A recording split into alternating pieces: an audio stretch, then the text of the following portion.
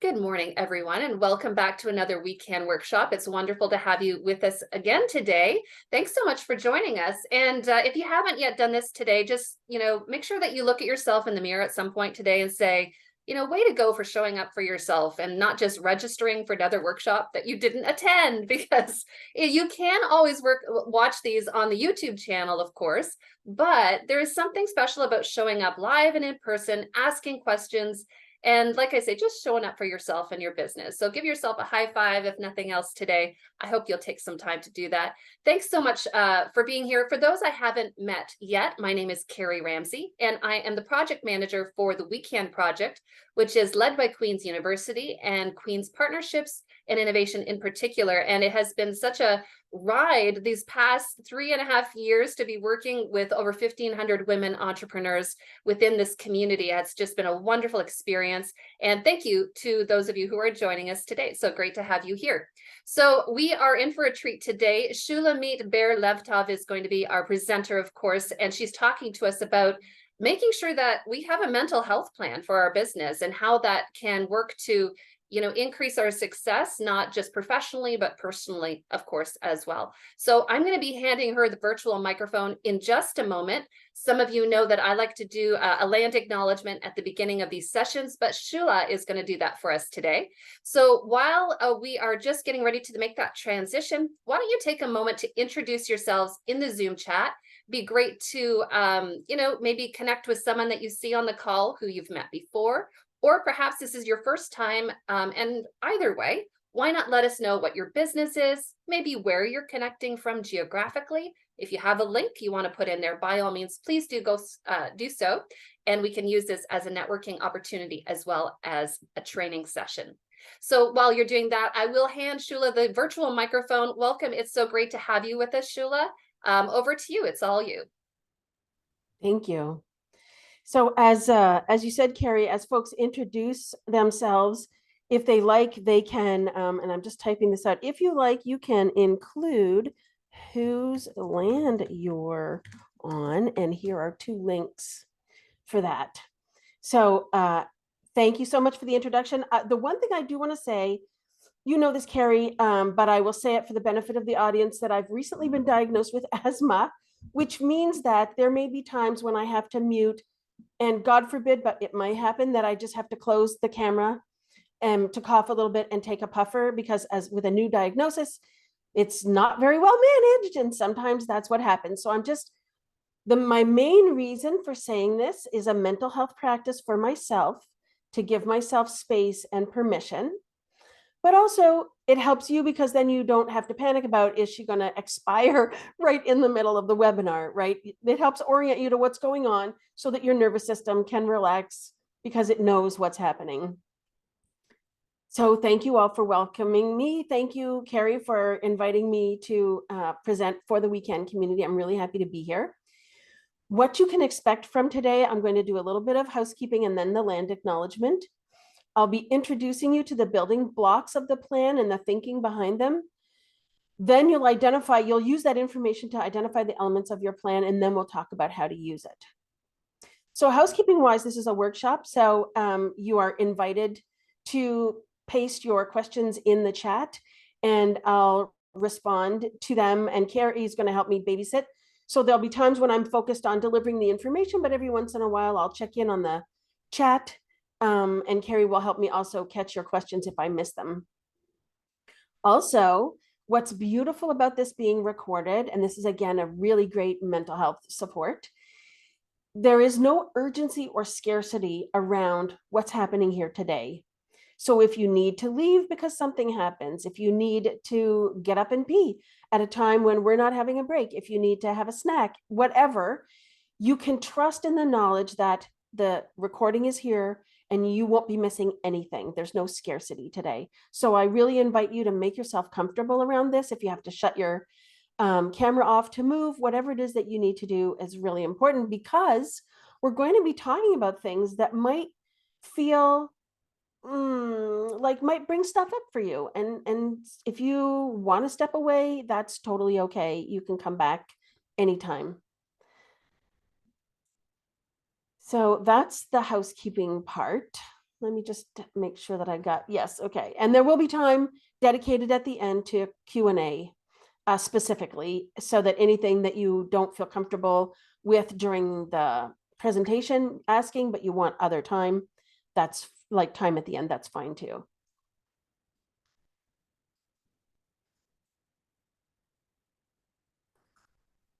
So the land acknowledgement. Land acknowledgements are part of my response to the calls to action from Canada's Truth and Reconciliation Commission. And so I invite you to treat every land acknowledgement you hear as a call to action for reconciliation. And so one action that's easy to take, you can go to the links that I pasted in the chat and find out whose land you're on. And then you can talk about what you learned with friends and colleagues. And that's an important and relatively easy action that everybody can take for reconciliation today, is to personally acknowledge in your conversations and share the information about whose land you're on. So I'm an uninvited guest on unceded land that has been stewarded and inhabited for 10,000 years and is still inhabited today by the Haudenosaunee, Anishinaabe, and Kayenta peoples. And the land acknowledgement has a specific importance for me personally because I live on 12 acres of land near what's colonially known as Smiths Falls and Merrickville. And I don't know how I could do my work without the natural world around me. It's so important to my mental health. And if you want, and you're in a position to do more around reconciliation, you can make reparations if it's within your means. And here are two really great resources. One, I love it. It's called Pay Your Rent, because whose land are we on anyway? And the second one is the Indian Residential School Survivors Society. And for me as a mental health practitioner, I want to contribute to the well-being of the folks who are recovering from the past and current effects of colonialism. And so let me see, I put the one link to Pay Your Rent in there. And do I have the Residential School Society? I missed it, but it's www.irsresidentialschoolsurvivorsociety.ca. So there you go. So about me, as Carrie mentioned, my name is Shulamit Ber-Lev-Tov. My pronouns are she and her, and my intersections include age, disability, size, sexuality, and racialization. And when I left school as a therapist, I was totally unprepared to run a business. Like many of us, we're very good at what we do, but don't necessarily know anything about running a business. And this is where organizations like We Can be so helpful. And I've taken advantage and been involved in many of the local opportunities for business growth. And in those situations, I was hanging out with entrepreneurs, but I was the only therapist. And I think that as a therapist, people were more willing to disclose to me just in private conversation, kind of what it was like for them to run a business. And running and growing my own business. At one point, I owned a holistic clinic too, so I had associates. And I experienced the challenges myself, the emotional ups and downs. And it kind of was like, if you remember the old Reese's peanut butter cup commercials, where the peanut butter and the chocolate collided and they went, hey, this is a really great thing. My mental health mind or lens was looking at the business side of things. And I went, oh, there needs to be somebody who understands and can support entrepreneurs with the emotional side of doing business. And that's how the Entrepreneur's Therapist was born. So let's talk about mental health risks for entrepreneurs.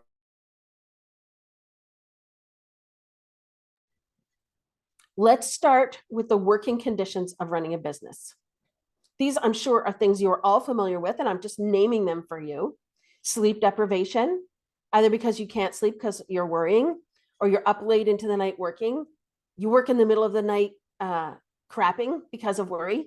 You get up too early because you want to put in a longer day, or you can't sleep, so you wake up early.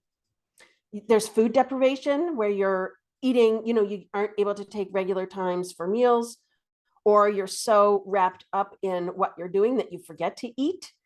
So wrapped up that you forget to eat. There are other aspects of our working conditions, like being stuck in a room on your own, the isolation.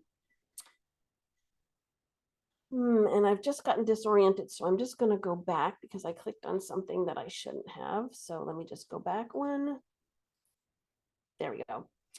That you don't have any downtime or time for leisure activities, that you don't even take time to go to the bathroom. I mean, have you ever been back to back to back in a meeting and you log into the meeting with your, somebody with whom you're relatively comfortable and you're like, I'm not late. I'm just going to turn the camera off and take 5 minutes to go pee and grab something to eat, right? Like, this is the way, this is the life of an entrepreneur, right? No downtime, no movement, pressure around bathroom and self-care, pressure around eating, all those kinds of things.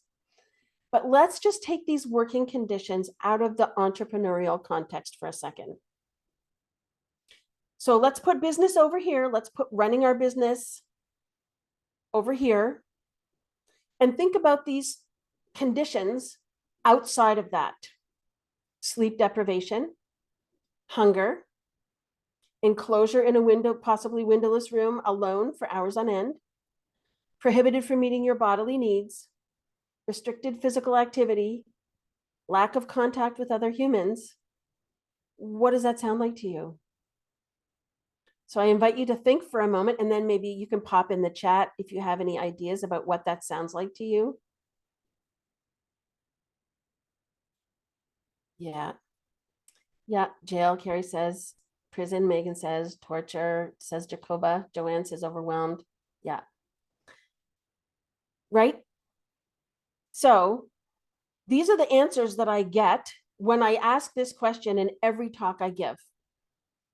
And I want to be clear, I'm not for 1 minute saying that being a business owner or running a business is like being in jail or like torture. What I am saying is that these conditions are similar to the kinds of tactics used by police and military all over the world to break people down. And so when you break down, there's actually nothing wrong with you. It's the natural or normal response to what you're experiencing. So I'm going to pause and invite you to take that in. There is nothing wrong with you when you have a hard time running your business. And when you do break down, in a funny kind of way, it's actually positive. Because it's like the check engine light on your dashboard, like it flashes. How annoying is that, right? And at the same time, it's there for a reason. It's a signal to check under the hood.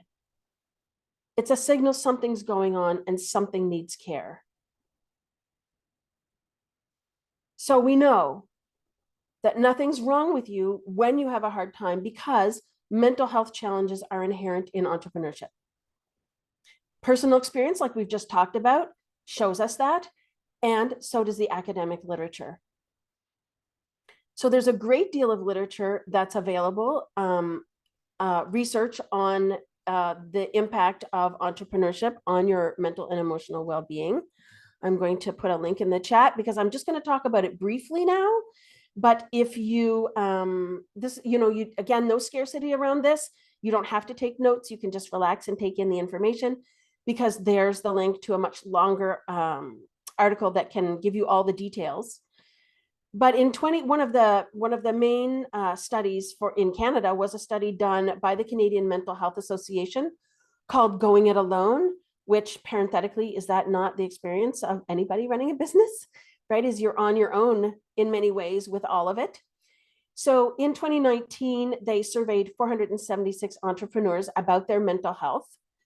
And the big takeaway from their report is that mental health is a missing priority in Canada's entrepreneurial ecosystem. And you can see that 62% of the folks who were surveyed experienced fatigue, 67% had challenges with financial stress, 66% struggled with work-life balance, but only 16% of them sought professional support. And there are reasons for that, which we'll talk about a little later. But, you know, if you're experiencing fatigue, financial stress, and struggles with your work-life balance, hello, of course you're going to have, it's going to have an impact on you and your mental and emotional well-being.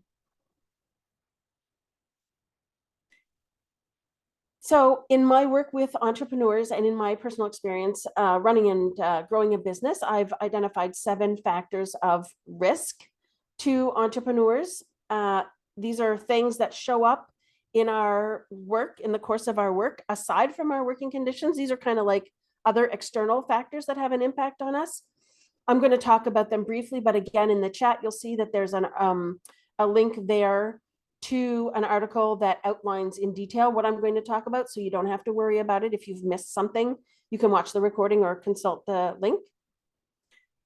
So isolation is the first on the list because it's the issue most of the business owners I know work with at like experience and talk about. They bring it forward. That's one of the main reasons too for looking for support, that you know, having someone who gets what you're going through. And so folks will come to me because they aren't there aren't safe places for them, other safe places for them to talk about what it's like to be an entrepreneur. But it's important to notice that although entrepreneurs experience isolation, it's identified as one of the social determinants of health. So the social determinants of health are factors, social and environmental factors outside of what's in our personal control that have an impact on our health outcomes. And they're responsible for a much larger percentage of our health outcomes than diet and lifestyle is. And so social isolation is one of them. And you may remember the US Surgeon General recently said, loneliness poses health risks that are equivalent to smoking up to 15 cigarettes a day. So we know social isolation is a big deal. And we also know isolation is a major risk factor for taking your own life. And so we can see how just in general, isolation is a problem, and entrepreneurs are experiencing isolation because there are fewer of us around, and because the unique nature of the entrepreneurial experience also sets us apart from others.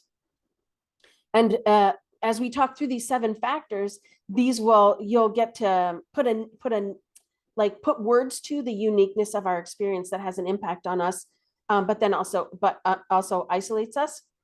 And also, the more intersections we experience, the less likely it is that we'll find someone enough like us to understand our experience. So at the very top level, women entrepreneurs face many challenges that male entrepreneurs do not. Women have, you know, for example, financial institutions are notorious for not giving loans to women businesses with equally viable business propositions than they would give to men, right?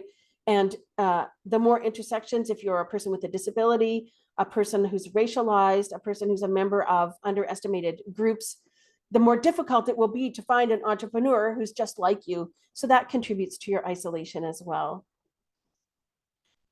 So the hustle is the second factor. I like to call this as a stand-in for white supremacist capitalism. Much of the stress that we experience as women but discount or are unaware of comes from the systems of oppression that exert invisible but deeply felt and harmful pressures upon us.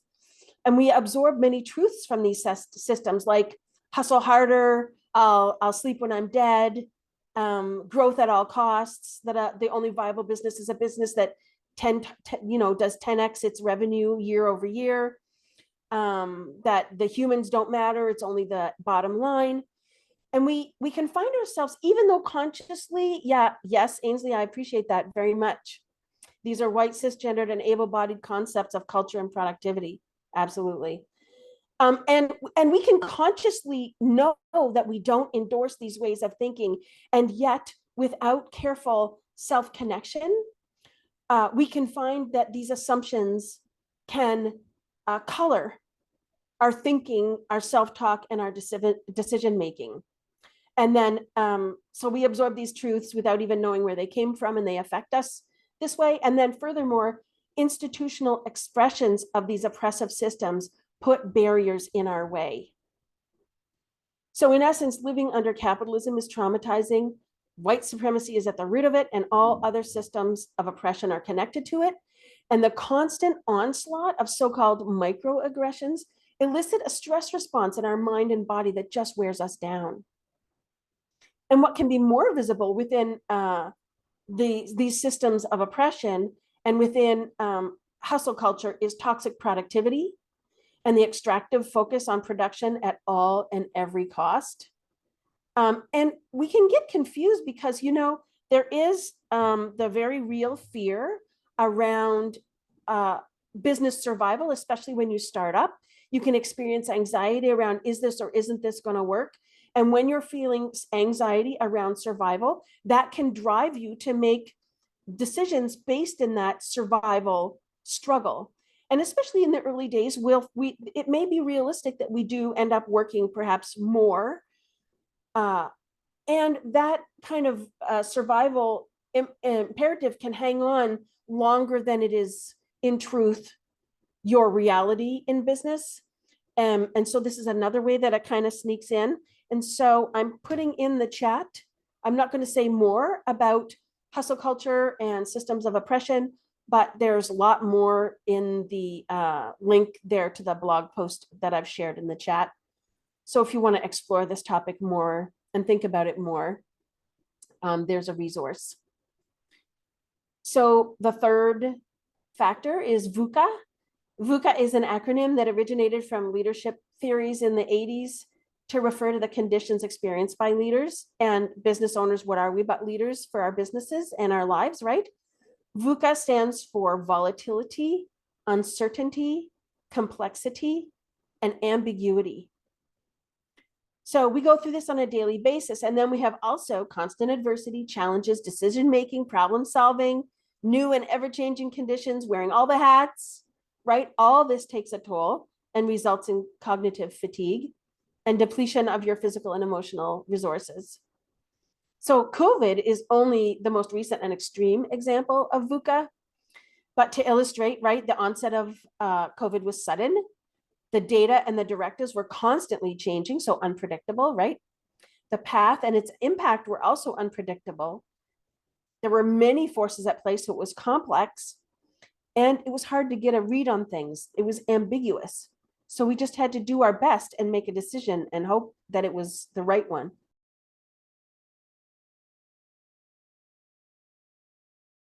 But that's just an example, writ large, of the kinds of things that we as women business owners face every day. And it's hard on us. Factor 4, barriers to professional support. So cash flow is always an issue in business. And so we can also say entrepreneurial poverty is a thing, in that we have a shortage. We often face a shortage of cash or unpredictability around our cash. And finding after-tax cash to cover therapy isn't easy when you're an entrepreneur. I don't know about you, but there were months when I didn't get a salary.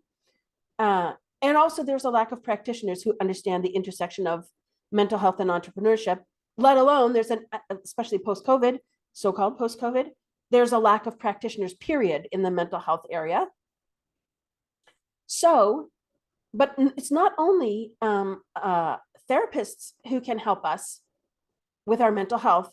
Having support in our businesses, like a VA, for example, having someone to carry the load with you, to carry the load of tasks and duties and stress, can just alleviate your level of stress and therefore have a positive impact on your mental health. So support is a very large category that doesn't only include therapists. But also another barrier is stigma around mental and emotional well-being. So The Hustle is an online publication around business. And in 2022, they reported that 84% of the business owners they surveyed said that there's stigma around mental health challenges within the business community. And we all know, I mean, it's not for nothing that there are many campaigns, public campaigns around like expanding the conversation around mental health. It's true that there's a stigma in general, but all the more so in entrepreneurial circles where the hustle culture prevails, right? It's hard to stand up and be counted as having vulnerability because we worry about what people will think about us and our businesses if we reveal any kind of vulnerability, that it might undermine their confidence and not do business with us, right? So that's also a stigma. A barrier. The sixth factor is the connection of self-worth to success. And this is human. This is a human thing. We tend to connect our sense of self-worth with our success in any role that we play, as a parent, as a professional, as a spouse, as a partner, as a daughter. And when the role shifts or something goes poorly in the role, then we don't know who we are anymore, or we haven't got stories to tell ourselves about that help us feel good about ourselves, because that's how self-worth works. You either are your kind of cheering section or you're your worst critic. And this way in which we relate to ourselves around our struggles has an impact on our mental and emotional well-being. And entrepreneurs all the more so, because our ups and downs are more intense and more frequent than folks in the general population.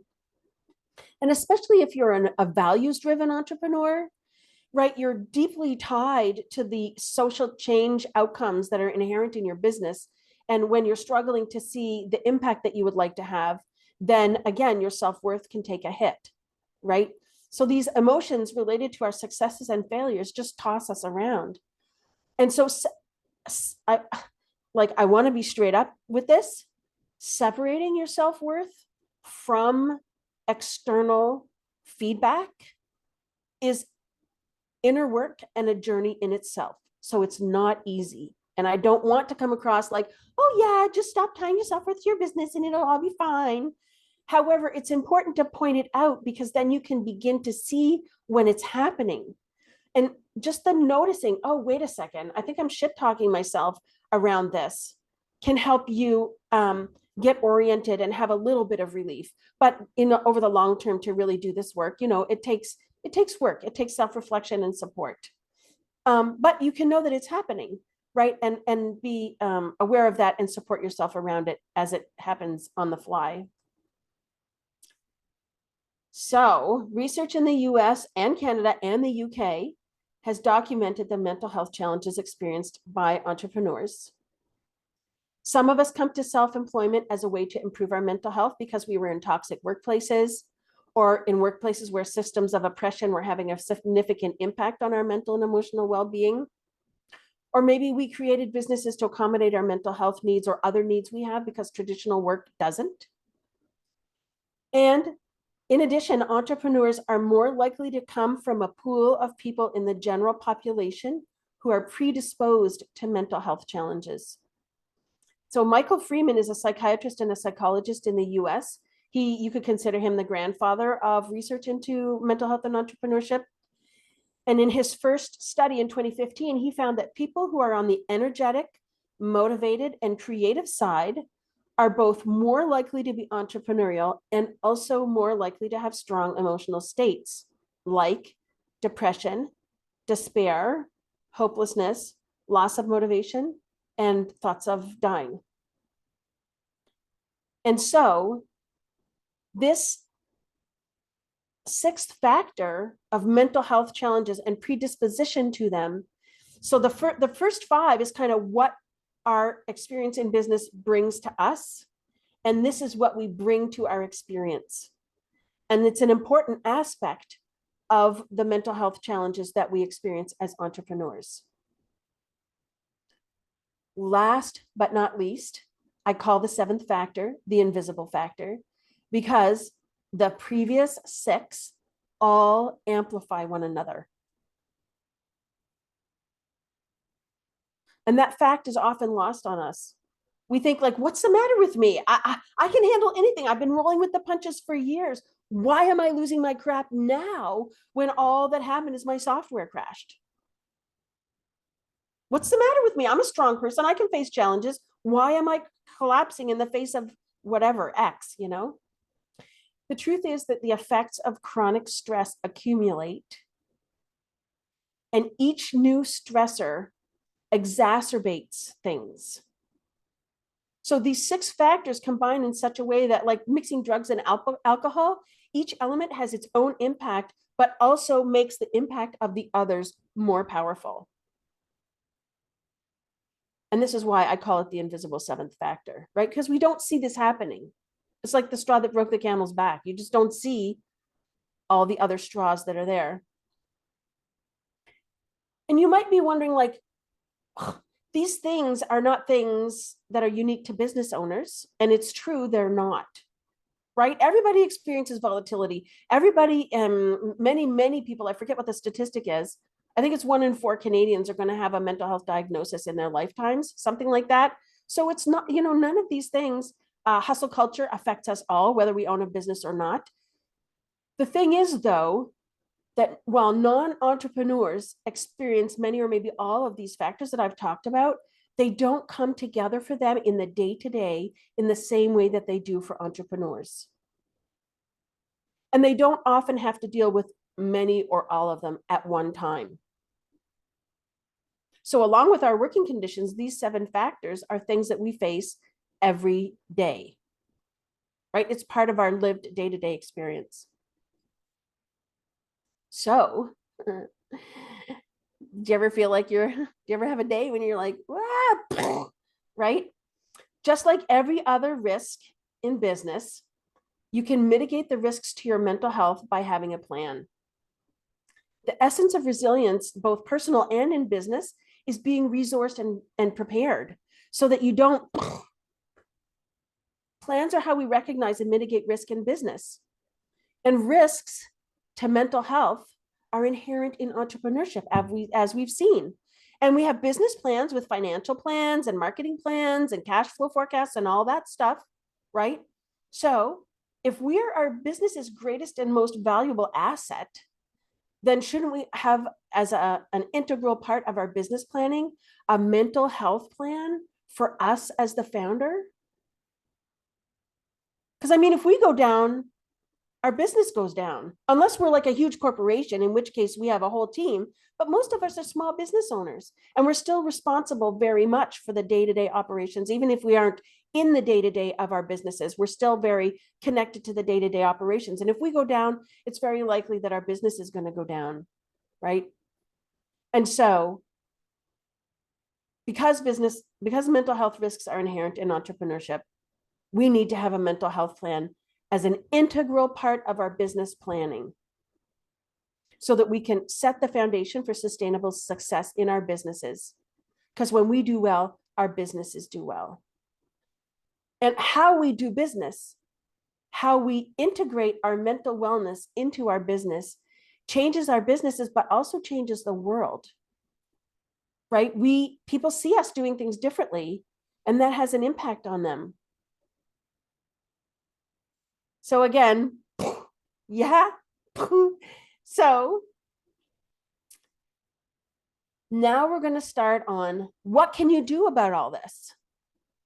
I've shared a whole bunch of so-called bad news, but actually it's good news because now you have a name for what you're experiencing, and you, I'm hoping, have the sense that it's not you, that there's nothing wrong with you, that it's the nature of the work that you're doing, and that others are experiencing this same thing as well. So now we're going to start to build your mental health plan.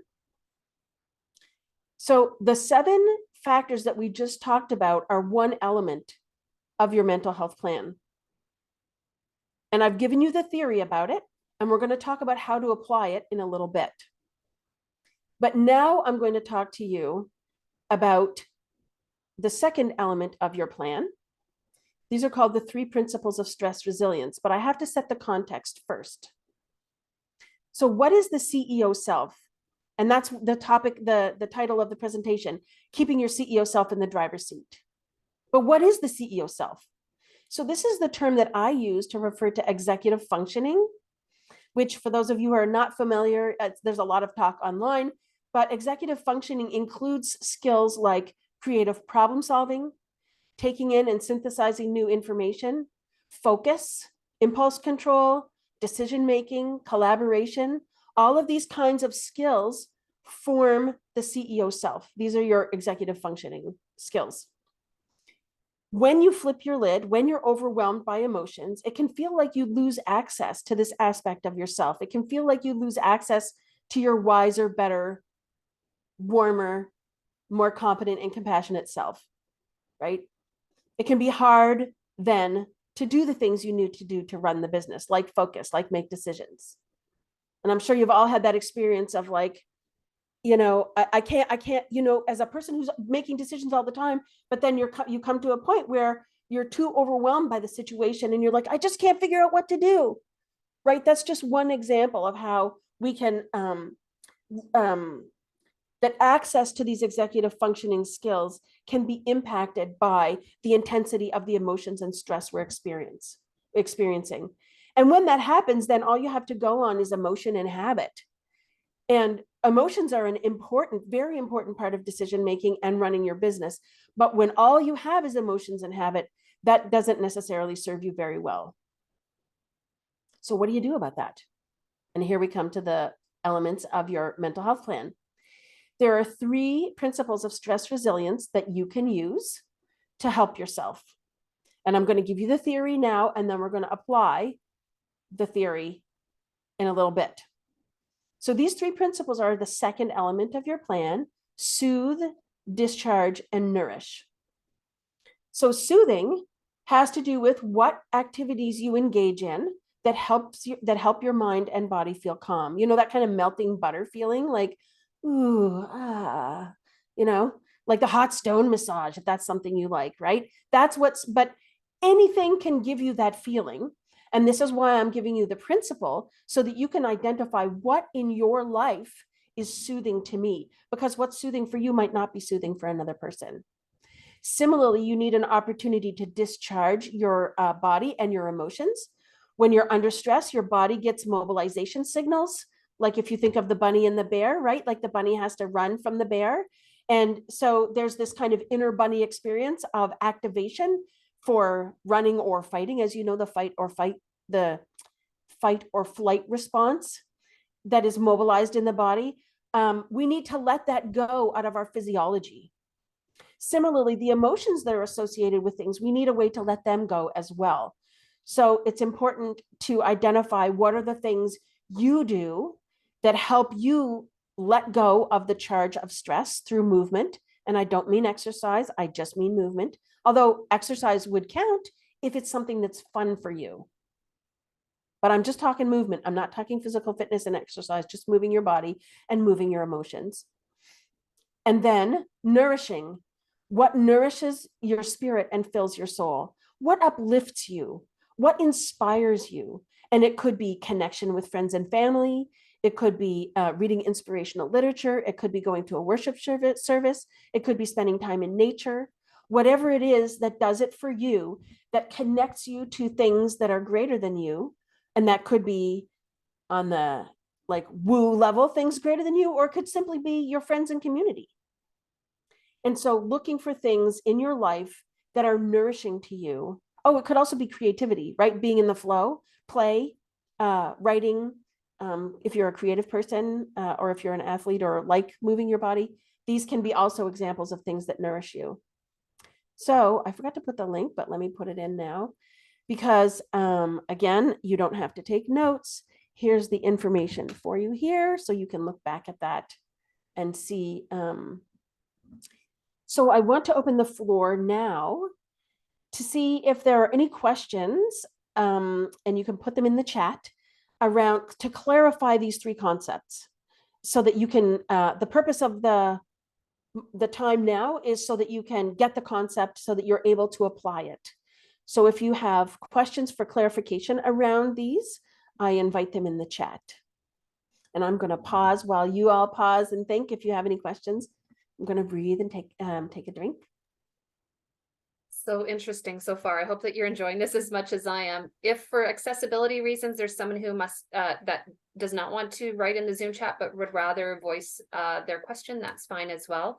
Sometimes it's just nice and easy for us to look at them in the Zoom, but please do what feels right for you. Are there any thoughts at this point as we pause for questions? I know, Shula, there have been a lot of comments that have been surfacing.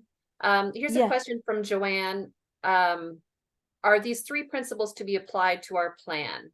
Yes. So the way that I've structured the workshop is that I give you the theory first, and then we apply the theory to building your plan.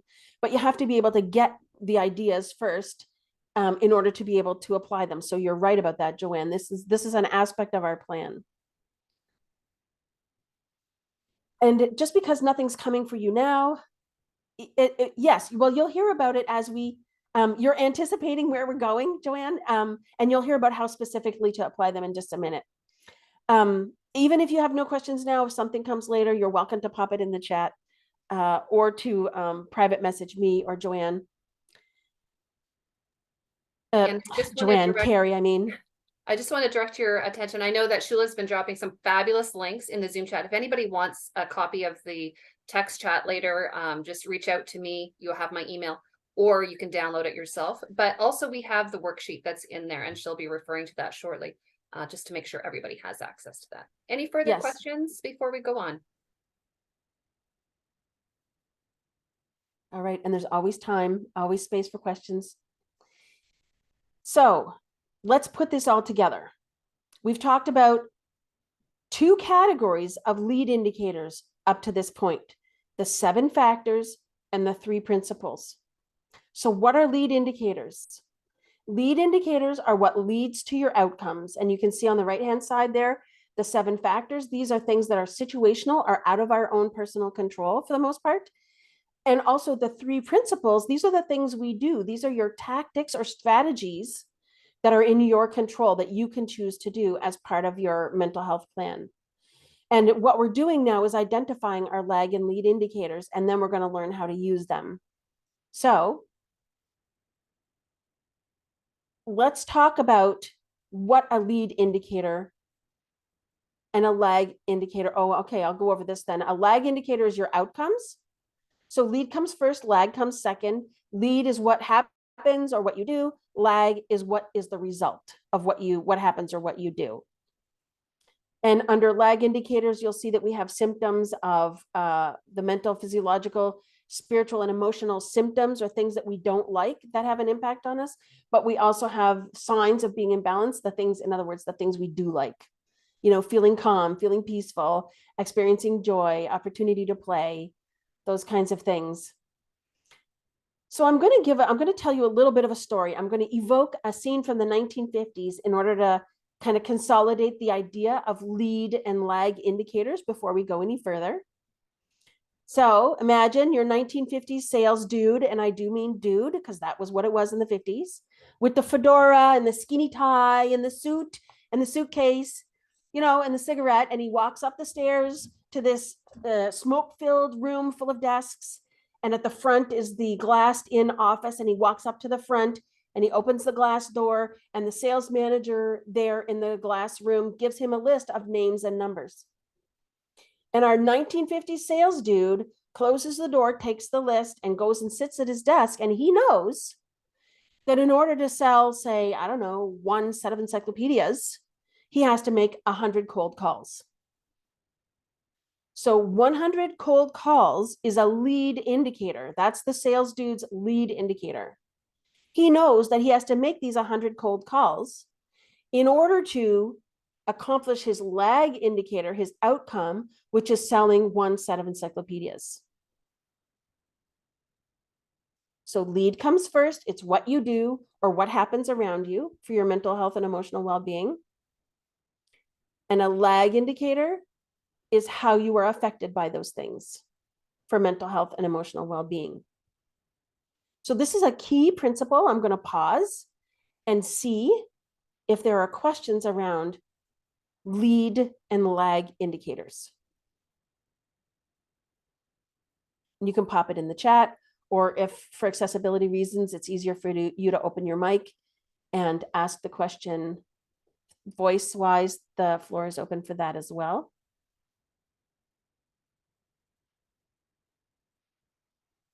And as always, even though there are no questions in this moment, you're welcome to post them as they come. So you understand how lead and lag indicators operate in a business.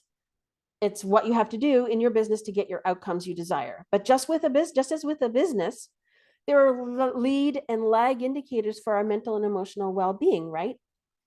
With a business where lead and lag indicators help you assess a business's current state and identify the tactics you need to achieve your desired business outcomes, we can use these concepts to help us assess our mental and emotional well-being and make a plan for it. So, lead indicators, as I said, they look forward, they're measurable actions, they are what lead to outcomes. And so they include self and communal care, and they include conditions. So the self and communal care are the three principles that we talked about before. And the reason I mention communal care is that when we think about the conditions, the external conditions and systems of oppression, that an important aspect of mental and emotional well-being can be taking steps either to recognize it's not me, it's the system, and or to change the systems as much as is within your desire or inability to change them. So one good example of communal care would be, for example, membership in the Canadian Women's Chamber of Commerce. It's a chamber of commerce that exists for women entrepreneurs, and it does lobbying and policy around policy for women entrepreneurs to the federal and provincial governments. Similarly, there's a Canadian Black Chamber of Commerce, and they advocate and lobby for policies that take into consideration the special needs of Black folks who own businesses. So I'm inviting you to consider that lead indicators include the three principles, and that those three principles apply as much to your community as they do to you. So self and communal care, and then conditions outside you. These are the things that that are the lead indicators for your mental and emotional well-being. And as always, the invitation is there if you need clarification or just want to ask a question. You're welcome. No dumb questions. No problem asking me to repeat things. The floor is totally open. You can pop your questions in the chat. So you can take a look at your workbook if you have it there on pages 3 to 5. Carrie just pasted the link, or you can just take a piece of paper and a pen and scribble here. Looking at, so we're starting now to compile the data you need for your plan. And as Joanne was asking about the three principles, are they going to be triggers for us? In fact, what they are ways to identify what are the things you're doing to care for yourself and for self and communal care as a business owner. So we look at the three principles of stress resilience. What are you already doing that soothes you, that discharges you, and that nourishes you? Many of us, there may be things we used to do and are missing doing. I know that through COVID, there were many things that I used to do to care for myself and others that were just not accessible as a result of the conditions. And every once in a while, I do need to take an inventory of the things that I used to do that I haven't been doing, that I miss and need to put in. But sometimes these can come from childhood. Things that like you loved as a child and have dropped because it's not the adult thing to do or whatever. And you can add them in. And then I invite you to look at what's a teeny tiny itty bitty little new doable thing that you could add. And I really emphasize the teeny tiny itty bitty doableness, because as high performing folks with we set high bars for ourselves, it's far better to choose something teeny tiny and doable, because then it's teeny tiny and doable, and it creates the possibility of success for you. So Megan, oh, you saw the question. Okay. Yes, I did. Thank you, Carrie. Yeah. So Megan asked the question, what if the things we usually like to help with soothing aren't working? Well, this is where, as a part of your regular review, when you're as an integral part of your business planning, you're going to be looking at what are your lead and lag indicators for your business. And you're going to look at how they're working out for you. What are the results that they're having? If you like how they're working or you don't like how they're working, and then you're going to change the tactics you use to see if they get you better outcomes. Similarly, you're going to do a review, and you're anticipating, Megan, my question, or where I'm going with the presentation at the end. When you do a regular review and you do this inventory of what am I doing? What did I used to do? What can I do now? You can look at, well, are they working for me? Do I like them? Or do I need to do something different?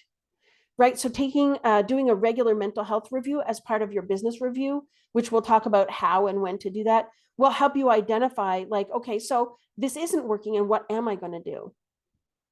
So thank you for the question, Megan. Sheila, I have one other quick question to Uh-huh. slide in here, since we're talking about, I don't want to, well, coping mechanisms comes to mind, right? And of course, there are a Uh-huh. lot of unhealthy coping mechanisms. We know that the rate of women drinking went up, skyrocketed during COVID, for Yeah. instance. Yeah. So, I mean, what are you already doing? I mean, what if there are some unhealthy ways that people are addressing stress? Like, what's just, Well, obviously we don't want to necessarily build that into our plan, but the truth is some things are not yes, healthy. yes, yes. Well, I would like to take this out of the there's I would like to take this I would like to take the word unhealthy out of the discussion. I want to start first with putting a context around what you're asking, because I think the context really matters. The things that we do are always our organism's best attempt to address an unmanageable situation at hand. Always. They may not look from the outside like they make any sense. They may look like from the outside like they're harmful. But from the inside, on an organismic level, it is the organism's very best, and I really mean that, its very best attempt to address the situation at hand. So in the case of like eating, drinking, shopping, sexual, so-called acting out, gambling, any kind of risk taking, all those things that we look from the outside like, why would anybody in their right mind do these things? We can clearly see that this is not helpful. But the organism only wants to soothe and calm itself and manage a distressing situation. And so the very first step around what the so-called unhealthy things is to recognize this is my organism's very best attempt at taking care of me and helping me survive the situation. That's the first thing. It's not a moral question. It's really my body is just trying to do its best to help me out. And I would recommend leaving those things alone. I mean, unless it's at a point, there is a point at which when it's creating an impact, a negative impact on your health, your business, your family, like that's a 911 situation. And that's not what I'm talking about. I'm talking about like what we might call functional, where we're doing okay, but the habits aren't helping us. So we can recognize, I mean, it's also true when it's a 911 situation that your organism is doing its very best, but it requires a stronger intervention, right? But like, let's say on the day-to-day basis, so you recognize, okay, my organism is doing its very best to survive, but I only have one strategy. So that strategy, if it's drinking, let's say, is going to be the strategy I choose 100% of the time. If you can find 10 strategies, then you can let the drinking be what it is. You don't have to look at it or touch it or address it in any kind of way, but you can add in 9 more strategies. And then drinking becomes a strategy that you choose. Let's say there's a possibility you choose it only 1/10 of the time, right? And other times you might choose talking to a friend, cuddling with your cat, going for a walk, calling your therapist, right? That you just have a much wider inventory of ways of soothing, discharging, and nourishing your nervous system. That this one takes its proper relationship, the unhealthy so-called, takes its proper relationship to the rest. But also, when you're taking an inventory, when you're doing your review, and you notice, say, for example, drinking, that this is what I'm already doing, and you're looking at the outcome it's getting you, and you're noticing that, like, on the weekend, I just am white knuckling it until Friday when I can like walk out of the office, and then I'm binging all weekend. But then Monday morning, I'm sober for work, but man, is my physiology compromised. My mental well-being is, like my mood is low. I'm having trouble concentrating, all that kind of stuff. Like that's a consequence. And you can see when you think about lead and lag indicators, lead indicator is how much I drink, lag indicator is how do I feel on Monday. And on a regular basis of observing these patterns, you can see that it's not getting you the outcome you want.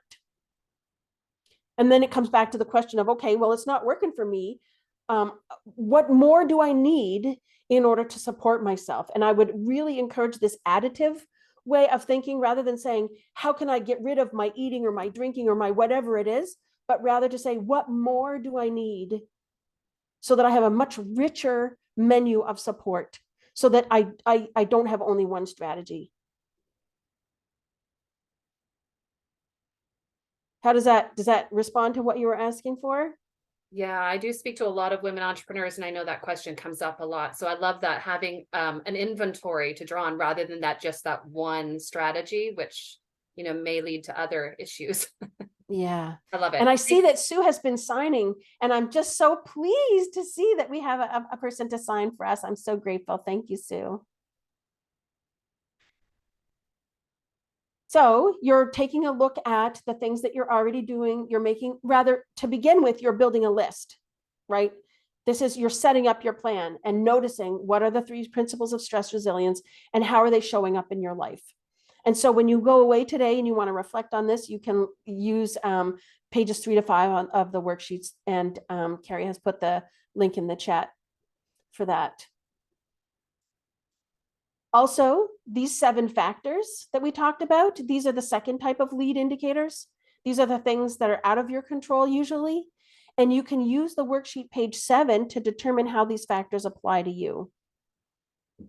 And because of the nature of time today, usually this is a 4.5-hour virtual retreat that we do together so that we have time to think and talk about these things and write our lists and stuff. But you have the worksheet so that you can go away and do some reflection. And make a list of, because for some people, some of these factors are more salient than others, right? For some folks, isolation is less of an issue and the hustle is more, right? So it's important to reflect on how relevant are these to me. And you might actually, in the process of reflection, these are the 7 factors that I've come up with and talk about, but every time I give these talks, people will mention other factors. And so you may have other external factors that impact your, that are lead indicators that impact your mental and emotional well-being. So the reflection is to be able to identify which of these affect you and how, and what other ones might be present for you. And you can use page 7 of the worksheet to do that. And I invite you to consider rest, not sleep, rest, as one of your lead indicators. So Tricia Hersey is the author of a book called Rest is Resistance, and I'm going to put the link to her book in the chat. And she also runs an Instagram account called the Nap Ministry. Rest is a form of resistance because it disrupts and pushes back against capitalism and white supremacy.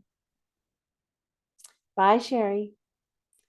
And when we think about hustle culture and how the culture of constant productivity and extraction separates us from connection with ourselves and also keeps us so busy that we don't have a moment to check in with ourselves, when we rest, we can resist these factors.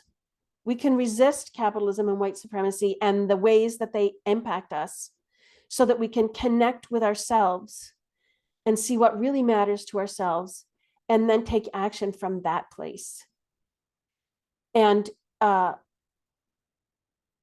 when we're taking action from what's important to us, it's more beneficial, like values wise, not ego wise, right? More important to us, like from fundamental values, that this is more beneficial for our mental and emotional well-being. It's been shown over and over again. Carl Rogers was the first research into psychotherapy.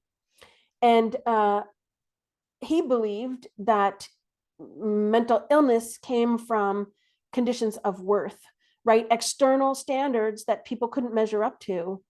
And when they couldn't measure up to them, then they decided they were less worthy human beings. And then that had an impact on their mental and emotional well-being. And so rest is a way of connecting with our fundamental values and living from there so that we can be in alignment with them and feel well. And if you don't buy the book, that's perfectly all right, but you might like to follow the Instagram account because it's really great. So lag indicators. So we've talked already now about the two categories of lead indicators, right? The things, the 7 factors and the 3 principles. So lag indicators in mental health, well, lag indicators in general, look backward. They measure what has happened after you've implemented your lead indicators, and they measure your outcomes. They are your outcomes.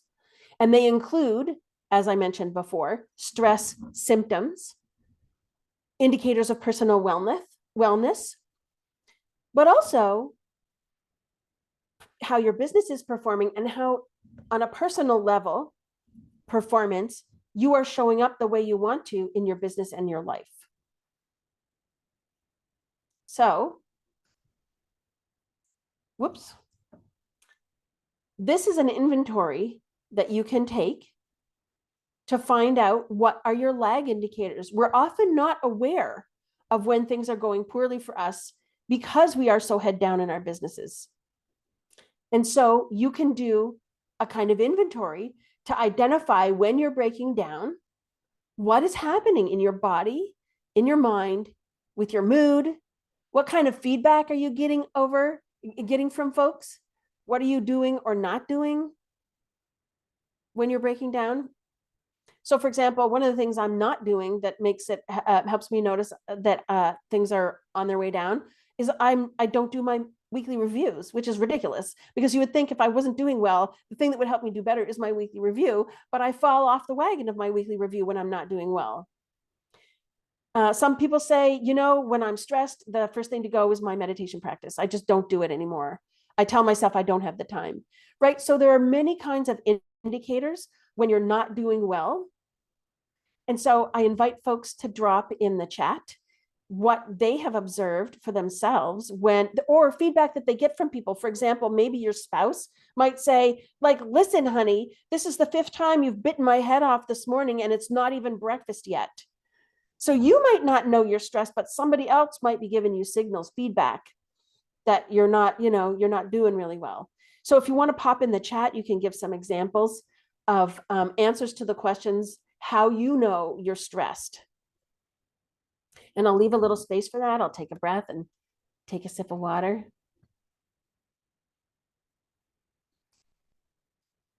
Sometimes it's a bit personal to share what you know happens to you. So you can share what you observe in others, which is also helpful information, right? Yes, Amanda, you withdraw. That's because one of the social engagement, our skills for social engagement are connected to our CEO self, to our executive functioning. And when your executive functioning is compromised by high stress, then you have less capacity to reach out. Yeah. Yes. So that's working out is the stress management thing. But when you're really overwhelmed, then you stop it. Isn't that ironic? Like, why is it that we do that? But it's so true. It happens frequently. Yeah. And Megan wants attention. She craves attention to feel soothed. Yeah. So, when your need for more and more and more self-care, when your need increases, that can be a signal for you. Oh, geez, like I've been asking for hugs more this week. I think there's something going on with me. So I invite you to continue with this reflection yourself as you build your mental health plan after the workshop. And you can use pages 1 and 2 to brainstorm about how you know when you're stressed. Yeah, Ainsley says she is more vulnerable to grief. Yes, it's true, because when we're just somehow more sensitive, more emotionally, there's less between us and our emotions when the stress is high. It's an interesting phenomenon. And then when you're feeling good, how do you know you're doing okay? And it's the same series of questions. When you're doing okay, what's happening in your body? What's happening in your mind and with your mood? What are people around you saying to you? What kind of things are you doing or not doing? So for me, when I'm feeling good, I noticed one of the indicators a couple of weeks ago. I was enjoying washing the dishes. And like, I really mostly hate washing the dishes. So I was sitting there going, washing the dishes. And I was like, hey, wait a minute. I'm actually enjoying this. I think I'm in a period, this is a good day. I'm having an okay day. So you can pop into the chat as you're inspired, things that you notice when you're feeling good that are signals of feeling good. These are often things that we ignore or don't attend to because, of course, the way the human brain works, what's his name? His name is not coming to me, so I'll wait for it. The human mind is Teflon for bad. No, sorry, got it backwards. The human mind is Velcro for bad and Teflon for good. And this is what's called the negativity bias. It's a real fun way to think of the negativity bias, that we retain negative information and don't retain positive information. And this is a survival imperative. It's like the bunny and the bear. The bunny needs to know where the bear poop is so that it doesn't go near where the bear is and get eaten. The bunny does not need to know where the flowers are. But we're humans. We need to pay attention to signals that we're doing well. We need to pay attention to both signals that we're doing well and signals that we're not doing well as just as humans, but also if we're going to be effective at attending to our mental and emotional well-being, we have to be able to see the whole picture. So when you're doing well, what do you notice?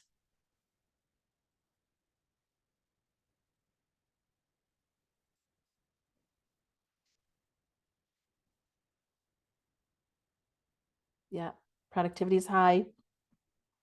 Ease, things feel light. I find that I just laugh more, for example.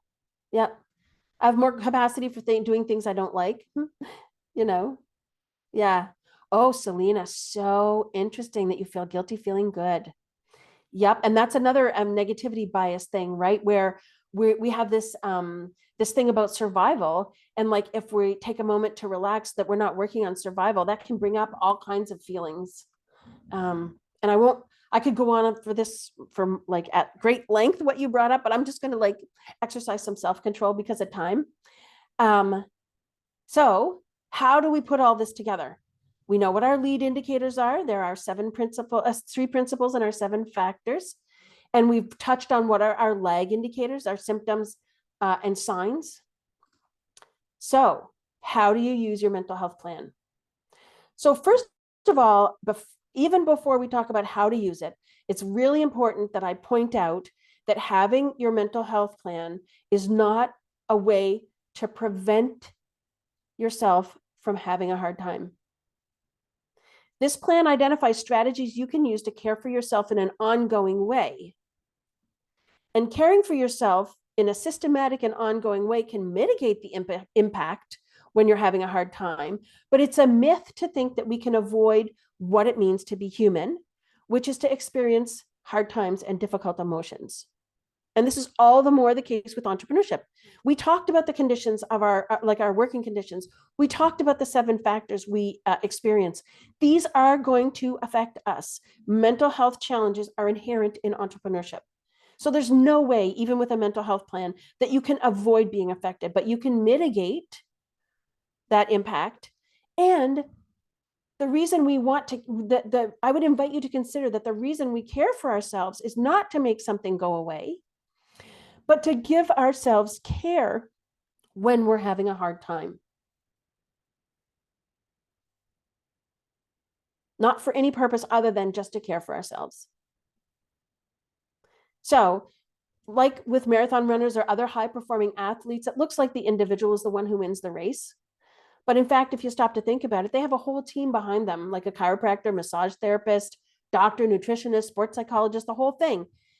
It's a team, even though it only looks like one person. And part of our work around mental and emotional well-being as entrepreneurs is building our team, not only of practitioners, but also of strategies and tactics that support us. So the biggest challenge is, as with all long-term projects, is accountability. So I don't know if you've ever written a beautiful business plan and then like not looked at it for a year. And then you look at it at the end of the year and go, oh crap, if I'd thought about this, I could have done X this way 6 months ago. But now, time has elapsed and I wish I'd done it, but I didn't.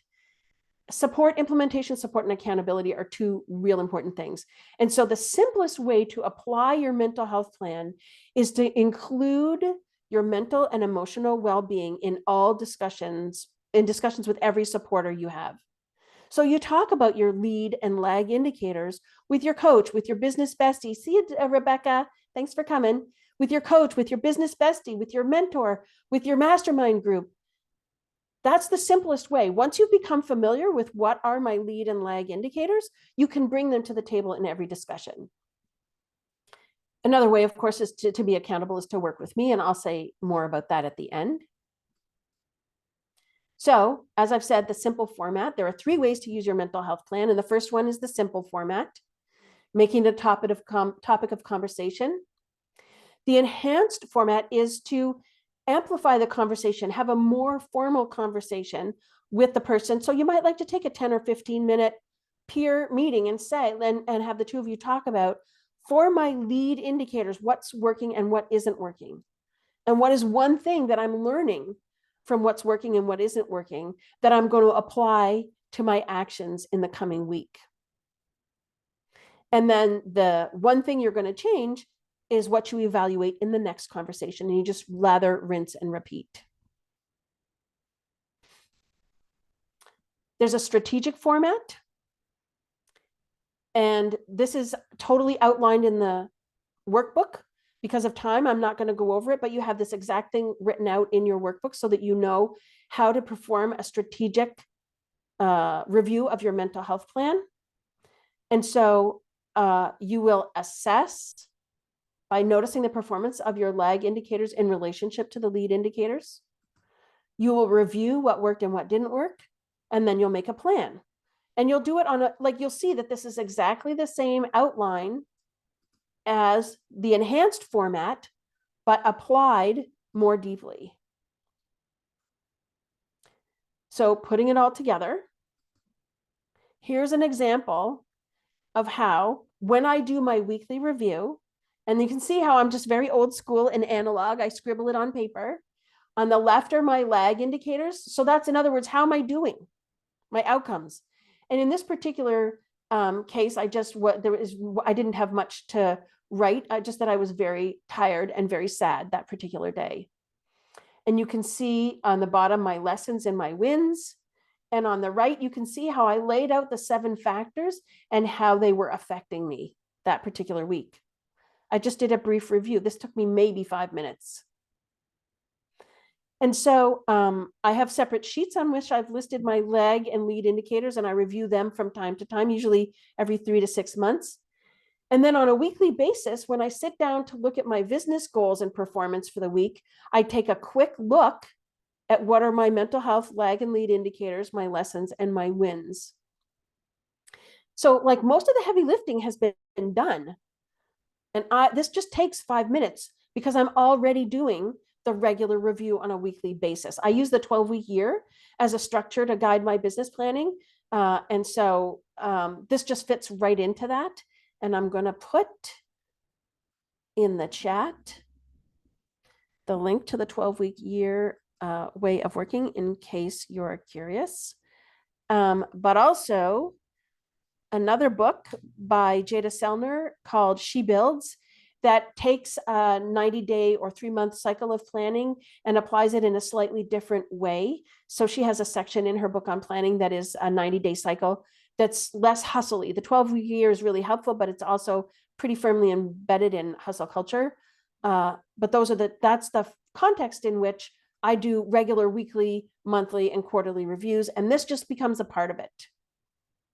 And it just takes me 5 or 10 minutes to do it.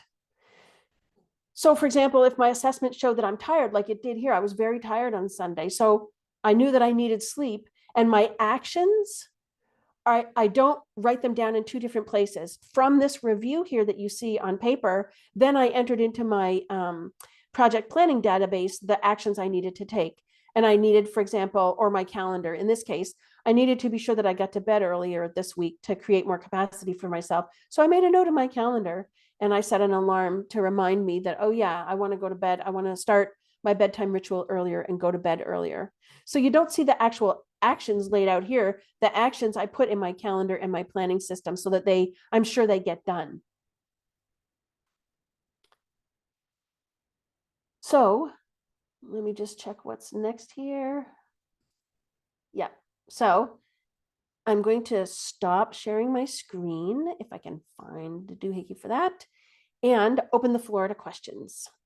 At this point, I'm just gonna hit stop on the recording in case anybody has sensitive questions that they would rather not have recorded. Well, So hang on one second then. yeah, Just before you stop the recording, let okay. me just go to the, let me share my screen one more time. Share the screen, just for the purpose of the recording. Share the screen. Why is it 3 buttons to share the screen? I'll never know. So if you need to get in touch with me, as I said, I'm the Entrepreneur's Therapist, and you can email me. You can check out my website. I'd love it if you'd sign up for my newsletter, which is shula.ca/newsletter. I'll put some links in the chat afterwards. And I love the social aspect of social media. So if you want to find me on LinkedIn or Instagram and you want to follow me, but you want to engage in conversation with me, I'm totally open to hearing from you in the direct messages. Because I love to chat with people. It's really like so fun for me. I'm an extrovert in that way. Awesome. So make sure to get in touch with Shula if that's of interest to you. Thanks so much for joining us. We're going to switch over to Q&A.